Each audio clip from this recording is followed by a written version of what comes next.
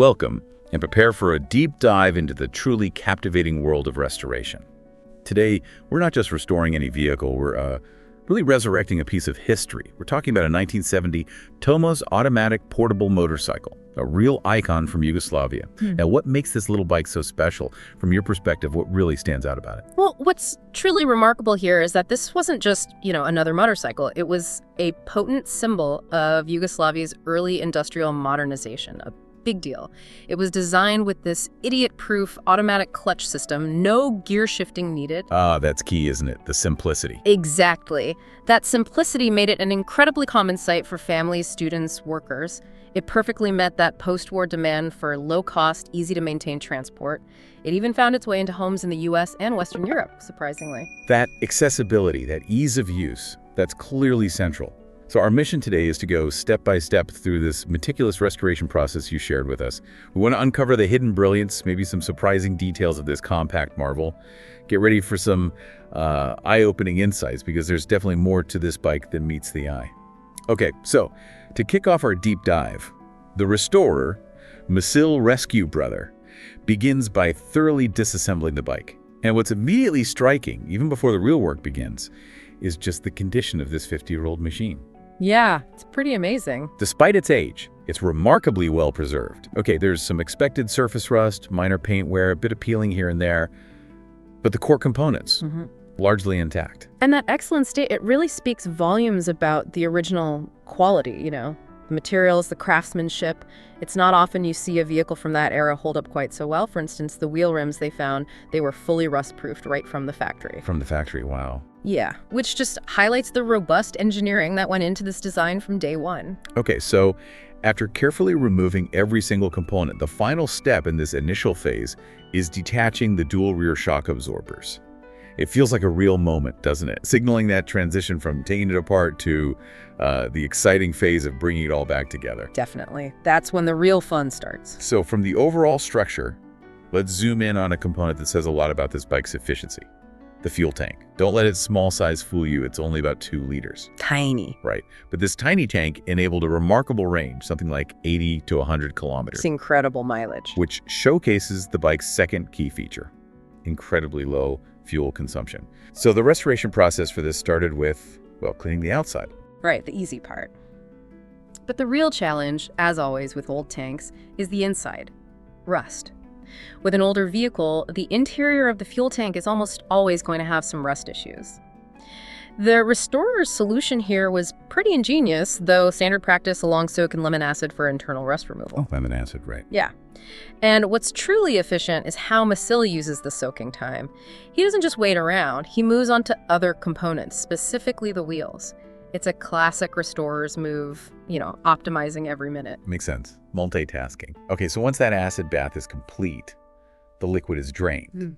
But you can never get it completely clean just by draining, right? No, never. So there's always going to be some residual water, and it's still a slightly acidic environment left behind. Precisely. And that's a problem because it can re-rust almost immediately. So to combat that, acetone is introduced for a secondary cleaning. Acetone. Okay. Why acetone? Well, it's high volatility, it evaporates really quickly, so it helps displace and remove any remaining water in that acid residue fast. Oh, clever. It is, but this brings up a really crucial point for anyone doing restoration work. While acetone helps, the importance of following up with a neutralizing agent, something like baking soda, it really can't be overstated. Neutralizing, right, because even weak acid. Exactly. Even weak acid can cause problems long-term if it's left in there. It's an easy step to overlook, but vital. That's a great practical tip, thanks. So for the exterior of the tank, they used a specialized degassing machine. What's that exactly? It's essentially a thermal treatment. Uses heat to help loosen up that really stubborn old paint.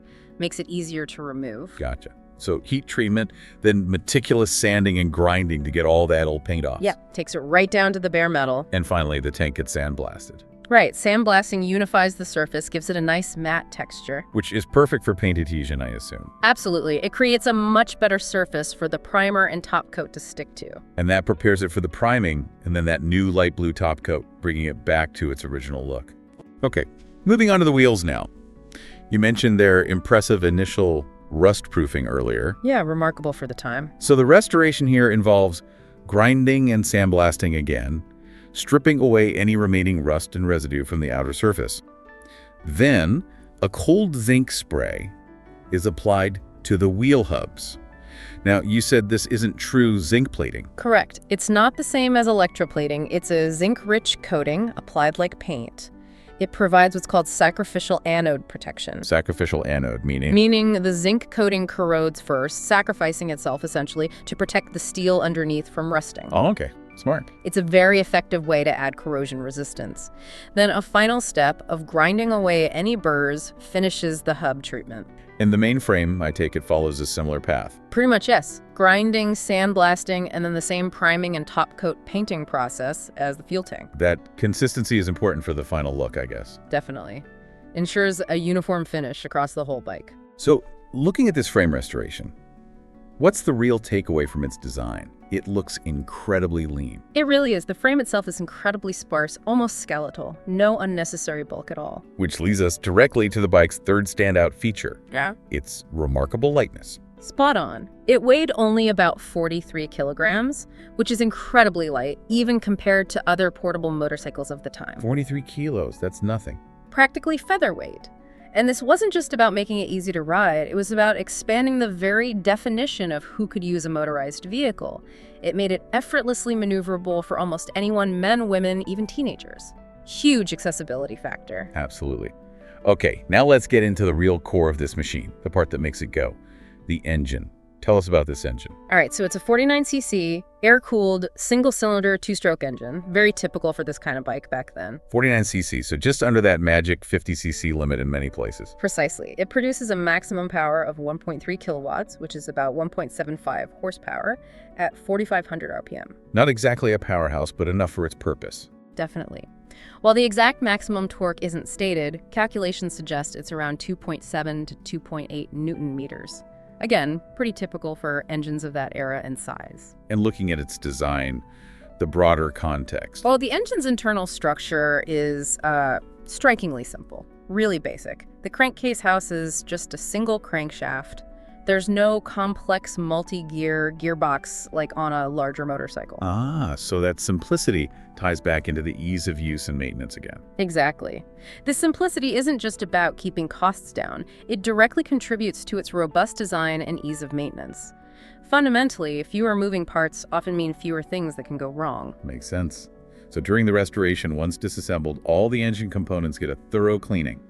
Back in the lemon acid bath. You got it. That seems to be the go-to cleaning method here. Works well. And the restorer noted that beyond some necessary consumable replacements, things like bearings and seals, Yeah, the usual wear and tear items. the engine was actually in astonishingly excellent condition for its age. It truly speaks to that initial build quality again. Just solid engineering. So, new crankshaft bearings and oil seals are carefully installed on both sides of the crankcase, which is then reassembled. Yep. Gotta make sure those seals are perfect. The cylinder and cylinder head, they get special attention too. They do. Cleaned with acid first, then followed by sandblasting, but using a fine black steel abrasive this time. Why black steel abrasive? It helps achieve a perfectly uniform, slightly textured surface, which is good for the next step. Which is painting. Correct. They're painted with a high-temperature protective engine paint in both gray and black. Gotta withstand the heat, obviously. Right. And finally, all those treated engine components are carefully reassembled. Bringing the heart of the Tomos back to life, it's a satisfying stage. Now, you mentioned this engine is essentially a single-speed unit, meaning it basically has one gear, kind of like how many modern scooters operate. Sort of, yes, but the mechanism is different. Unlike contemporary scooters that often use complex pulley systems, CVTs with centrifugal beads for those seamless speed adjustments. This Tomos relies on a much simpler automatic clutch system for power transfer. Okay, let's unpack that automatic clutch. You said it was a defining innovation. It really was, and even though we didn't see its specific restoration in the source material, we know its genius lies in its incredible simplicity. It basically features just a spring mechanism with some steel balls. A spring and steel balls. How does that work? Okay, so at low RPMs, like when you start it up or it's just idling, the crankshaft is rotating. But that spring keeps the steel balls held tightly inward. This means the clutch is disengaged and the wheels stay stationary. No power transfer yet. Got it. Then, as you rev the engine and the speed increases, say to around 2,500 RPM, centrifugal force takes over. It pushes those steel balls outward, overcoming the spring tension. Ah, like on a playground roundabout? Exactly the same principle.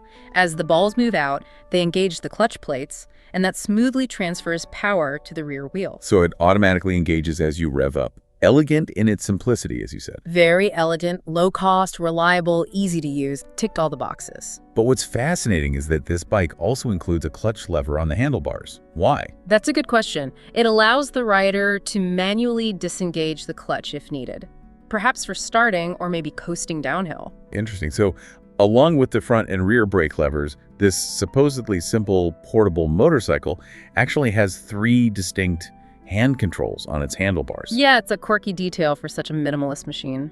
Okay, what about some other restoration details? The plastic handlebar grips caught my eye. Ah, yes, the retrobrite method. Retrobrite, tell me more. It's a technique often used by vintage computer and electronics restorers to reverse yellowing in old plastics. You apply a hydrogen peroxide solution. Here, it was 12% wrap the parts, usually in plastic wrap, and then expose them to sunlight or UV light for several hours. 6 hours in this case. And it worked on gray plastic too. Yeah, it's particularly interesting seeing it applied effectively to gray plastic here, not just the usual white or beige you see it used on. It clearly helped restore the original color. Clever. And the metalwork, exhaust pipe. Right, the exhaust pipe gets a rough grinding first, maybe with an angle grinder, just to knock off the worst of the rust and scale. Then it's sandblasted for a clean surface. And then, just like the wheel hubs and handlebars, it receives that cold zinc protective treatment. Cold zinc again. Seems like a key part of the process. It is. It's a good way to add protection to steel parts that are going to be exposed. Other metal bits, like the front fender and the headlamp housing, also get the same cold zinc treatment before final assembly. So it's all about protecting the longevity of this machine, ensuring it lasts another 50 years, hopefully. That's the goal of any good restoration. Now, the final assembly. You mentioned it's surprisingly straightforward compared to other bikes. Why is that? Well, the practical takeaway from this simplicity, the reason it goes together relatively easily, is because this bike is fundamentally a motorized bicycle. A motorized bicycle, like literally. Pretty much. Its design philosophy was truly rooted in the bicycle. They effectively integrated a small engine onto what is essentially a heavy-duty bicycle frame. So it keeps the pedals. Exactly. It retains the pedal system, which lets you pedal it like a regular bicycle if you need to or want to. And ingeniously, those pedals also function as the kickstarter for the engine. You pedal it to get the engine turning over. Ah, no separate kickstart lever. Nope. But of course, it incorporates that small 2-stroke engine, the fuel tank, a simple drivetrain, and that automatic clutch, all the necessary bits to make it a motorcycle. But its frame, the wheel size, even the front and rear brake systems, they are all highly similar to a standard bicycle of the era. And you said this design wasn't arbitrary. It was a response to specific factors. Absolutely. A brilliant response, really, to 3 key factors of its time. Okay, what were they? Firstly, you have to remember the economic pressure. This is post-war in Cold War Europe, particularly in places like Yugoslavia, Eastern Europe, Italy. Personal car ownership was incredibly difficult for most ordinary people. So, these motorized bicycles became an ideal, affordable mode of transport. Basic, but it got you around. Right, filling a need. What was the second factor? The regulatory environment. Many European countries back then had very lenient policies for vehicles under 50 cc and with top speeds under, say, 50 kilometers per hour. Often, this meant no special motorcycle license was required, maybe no license plates, minimal registration. This Tomos, at 49 cc, fit perfectly into that gap. So it dodged a lot of red tape. Exactly. It made it super accessible from a legal standpoint, too. And the third factor? That was down to Tomos's own strategic development. The company initially imported technology and designs from Austria's Puch, another big name in small bikes and mopeds. They focused on integrating these small engines onto existing bicycle platforms, which naturally led to a very modular and adaptable design approach. Easy to produce, easy to fix. And those factors also highlight what we could call the 4th and 5th key features of this bike. Its modularity and those extremely low maintenance costs you mentioned. Spot on. Everything ties together. You know, this whole historical development for Tomos, especially how it navigated regulations and market demands, Doesn't it feel like there are some surprising parallels to the evolution of electric vehicles today? Oh, absolutely. That's a really interesting point. Where do you see the strongest connections? Well, think about it. Early EVs, especially conversions, often started by integrating electric powertrains into existing car platforms, right? Much like Tomos put engines onto bicycle frames. It's that pragmatic starting point. Okay, yeah, using what's available. And the regulatory landscape for EVs today, think about incentives, access to city centers, licensing requirements for different classes of e-bikes or light electric vehicles, charging standards. It really echoes the way these motorized bicycles had to navigate rules about engine size, speed limits, and licensing to become accessible transport options back then. So in both cases, innovation is finding its niche by meeting immediate needs while working within, or sometimes around, the existing constraints and rules. Precisely. It's often about finding that sweet spot between technology, cost, regulation, and user needs. What an incredible journey then, watching this 1970 Tomos Automatic transform from, well, a dusty piece of history into this gleaming, fully restored machine. The meticulous process we followed really highlights the durability and the thoughtful, practical engineering that went into its original design. Absolutely. And this deep dive, it wasn't just about the nuts and bolts of restoration, was it? It was really about understanding how those design choices we saw, the simplicity, the lightness, the engine type, how they reflect the economic realities, the regulatory landscapes, even a company's strategic vision at the time.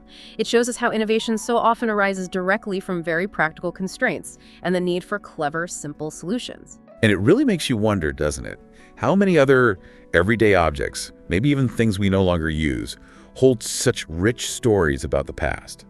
And perhaps, like this little Tomos, they might even offer surprising insights into our present challenges and future innovations. There's always more to learn, always connections to be made. Indeed. There's always more to learn when you take a deep dive.